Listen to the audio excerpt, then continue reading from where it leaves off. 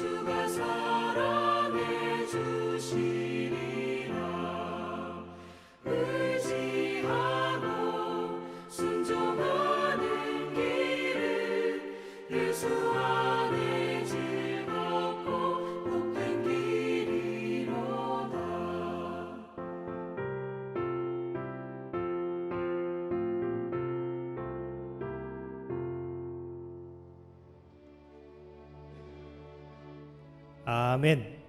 오늘 주시는 하나님의 말씀은 마태복음 19장 23절에서 30절까지의 말씀입니다. 함께 봉독하시겠습니다. 예수께서 제자들에게 이르시되 내가 진실로 너희에게 이르노니 부자는 천국에 들어가기가 어려우니라.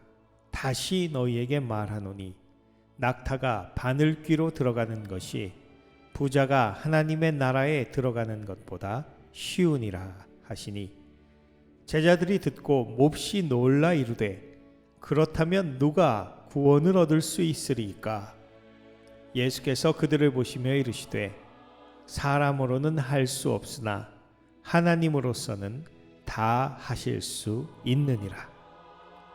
이에 베드로가 대답하여 이르되 보소서 우리가 모든 것을 버리고 주를 따라 싸운데 그런즉 우리가 무엇을 얻으리이까? 예수께서 이르시되 내가 진실로 너희에게 이르노니 세상이 새롭게 되어 인자가 자기 영광의 보좌에 앉을 때에 나를 따르는 너희도 12 보좌에 앉아 이스라엘 12 지파를 심판하리라. 또 내 이름을 위하여 집이나 형제나 자매나 부모나 자식이나 전토를 벌인 자마다 여러 배를 받고 또 영생을 상속하리라. 그러나 먼저 된 자로서 나중되고 나중된 자로서 먼저 될 자가 많으니라. 아멘.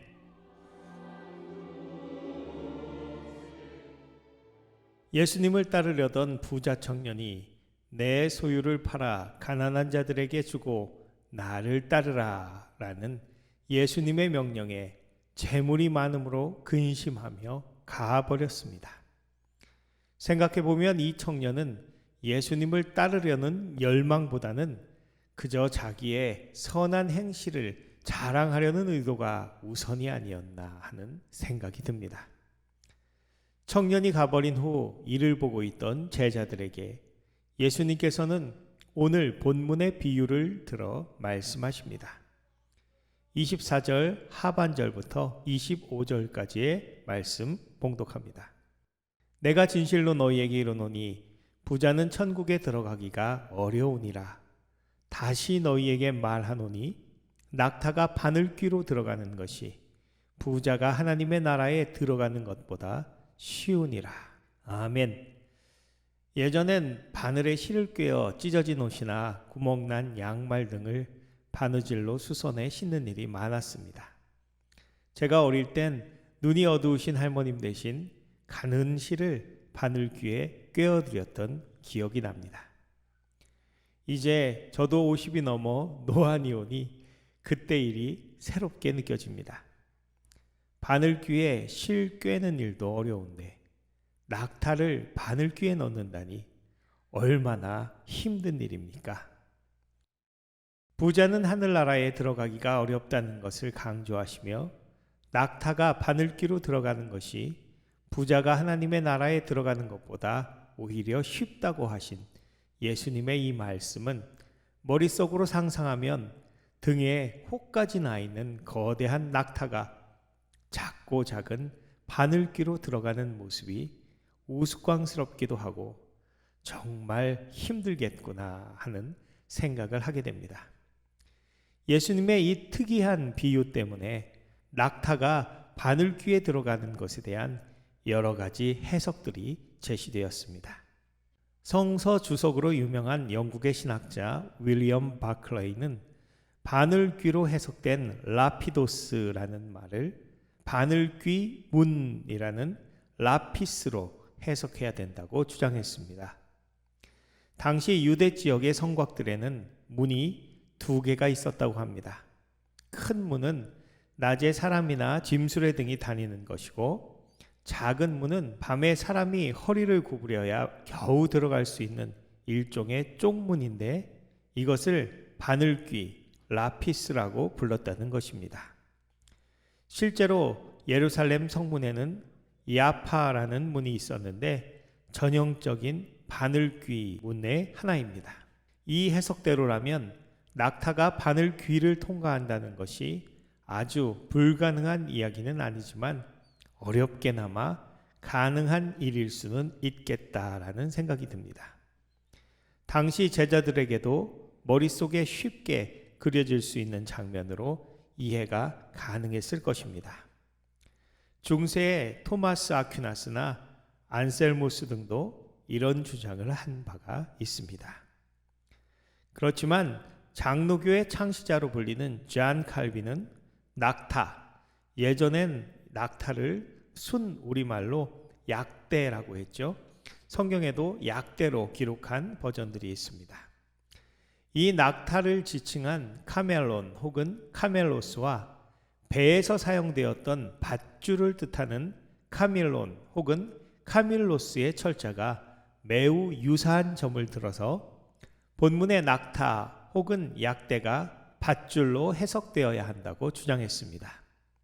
실제로 후기 그리스 사본 몇 가지는 카멜론 대신 밧줄 혹은 배를 나루에 잡아 매어 놓는 굵은 밧줄을 뜻하는 카밀론으로 되어 있고, 아람어 성경 역본인 신약 페시타는 아람어 가물라 굵은 밧줄로 되어 있어 은근히 이 밧줄설에 힘을 실어줍니다.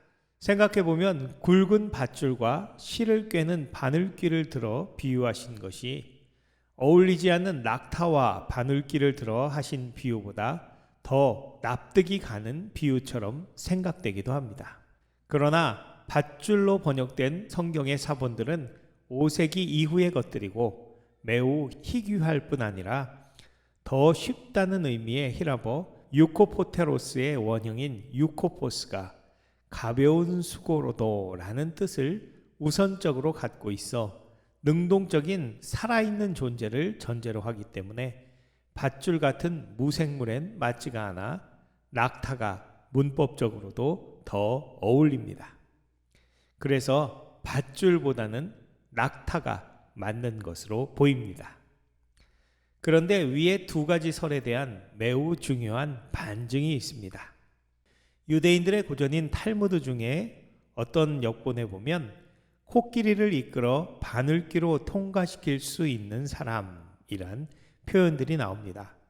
혹은 그들은 한 사람에게도 황금 종려나무, 바늘귀로 통과하는 코끼리를 보여주지 않는다라는 구절도 있습니다. 즉 불가능한 것을 말하는 과장법이 당시 근동지방에서 비슷하게 쓰이고 있었다는 것입니다. 뿐만 아니라 그리스에는 5마리 코끼리를 한쪽 팔 아래에 숨기는 게 더 쉬울 것이다 라는 속담이 있고, 로마 시대에는 한 마리 메뚜기가 코끼리를 낳는 게 더 쉬울 것이다 라는 속담도 있습니다. 즉 예수님의 비유는 당시 문화상 소재가 코끼리에서 낙타로 바뀌었을 뿐 불가능한 것을 비유하는 그렇게 어색하지 않은 흔한 표현이었음을 알 수 있는 것입니다. 다소 유머러스한 과장법을 사용하셨지만 그 부자가 천국에 들어가기 어렵다는 것을 이해하기 쉽게 설명하신 것이지요. 더구나 마태복음 23장 24절에선 외식하는 서기관들과 바리새인들을 향해 예수님께서 이렇게 말씀하십니다. 맹인된 인도자여, 하루살이는 걸러내고 낙타는 삼키는도다. 하루살이에 반대되는 개념으로 낙타를 사용하신 예수님의 이 말씀에서도 낙타는 예수님이 즐겨 사용하시던 비유의 소재임을 알 수 있는 것입니다.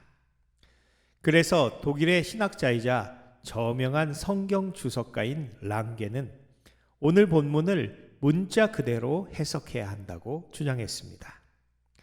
낙타는 낙타이고 바늘귀는 우리가 잘 아는 날카롭고 작은 바늘에 달린 매우 조그만 구멍으로 보아야 한다는 것이지요. 그래서 부자가 천국에 들어가는 것이 불가능에 가깝다는 예수님의 강조된 말씀이라는 해석입니다. 저도 본문의 비유를 문자 그대로 해석하는 것이 맞다고 믿습니다. 세상에 가진 것이 많고 애착이 많은 사람일수록 주님을 따라 십자가를 지고 가는 것이 힘들 것입니다. 하지만 이 비유를 들은 제자들은 몹시 놀랐다라고 기록되어 있습니다. 부자는 축복받은 사람이요, 아브라함, 이삭, 야곱과 같은 이스라엘의 조상들은 하나님의 축복을 받아 거부가 된 사람들이었기 때문입니다. 부자가 천국에 들어가기 힘들다면 물질의 축복은 오히려 저주가 될 수도 있기 때문입니다. 누가복음 6장 24절에서는 예수께서 이렇게까지 말씀하십니다. 그러나 화 있을진저 너희 부요한 자여, 너희는 너희의 위로를 이미 받았도다. 거지 나사로의 비유에서도 부자는 지옥에 가 있고 나사로는 아브라함의 품에 안겨 있습니다. 그렇다면 물질의 축복 혹은 부유함이 천국에 들어가는데 방해 조건일까요? 다시 이 비유를 예수님이 말씀하셨던 그 상황으로 돌아가 보면 의미가 명확해질 것입니다. 어떤 사람이 예수께 나와 선생님이여 내가 무슨 선한 일을 하여야 영생을 얻으리이까? 라고 물었습니다. 질문부터 잘못된 것입니다. 예수님은 어찌하여 선한 일을 내게 묻느냐? 선한 이는 오직 한 분이시니라 라고 말씀하십니다. 죄에 빠진 인간이 선한 일을 하여 영생을 얻는다는 것 자체가 잘못된 생각입니다. 세상의 종교들은 선행을 통한 구원을 말하지만 이는 불가능한 것입니다. 오직 예수를 믿고 예수님의 의를 통해 죄인이 의인으로 인정받아 영생을 얻는 것입니다. 그래서 에베소서 2장 8절 말씀에 너희가 그 은혜를 인하여 믿음으로 말미암아 구원을 얻었나니 이것이 너희에게서 난 것이 아니요 하나님의 선물이라 라고 분명히 말씀하신 것입니다. 예수님은 청년에게 계명을 지키라고 하셨습니다. 청년은 이 모든 것을 내가 지키었사온데 아직도 무엇이 부족하니까? 라고 대답합니다. 너무나 무지하고 교만하기 짝이 없는 대답이었습니다. 죄와 사망의 노예가 된 인간에게 모든 하나님의 계명을 지키는 것 자체가 불가능한 일이요. 스스로 다 지켰다고 하는 것은 엄청난 착각입니다. 예수님은 이를 깨닫게 하시고자 말씀하십니다. 네가 온전하고자 할진대 내 소유를 팔아 가난한 자들에게 주라. 그리하면 하늘에서 보화가 내게 있으리라. 그리고 와서 나를 따르라.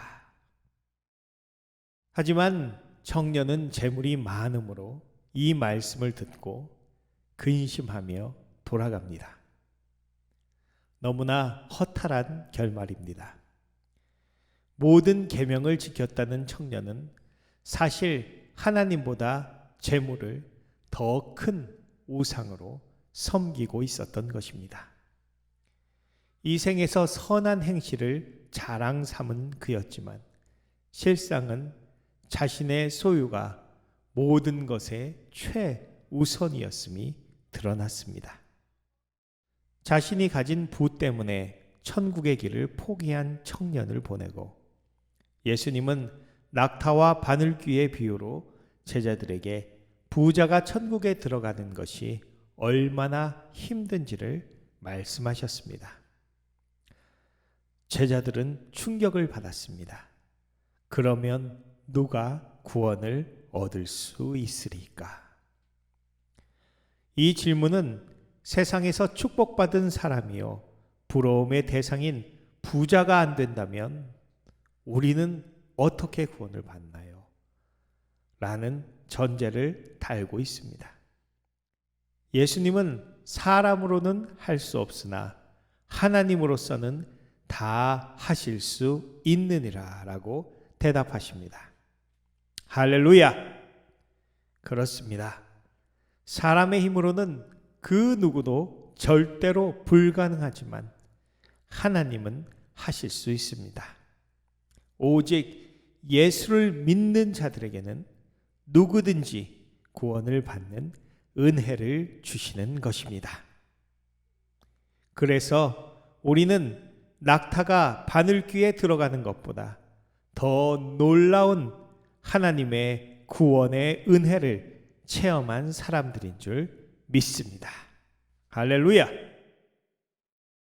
부자 청년에게는 비교적 선한 일을 하며 율법을 지켰다는 자신의 의가 있었고 또 한편 영생에 대한 사모함도 있었습니다.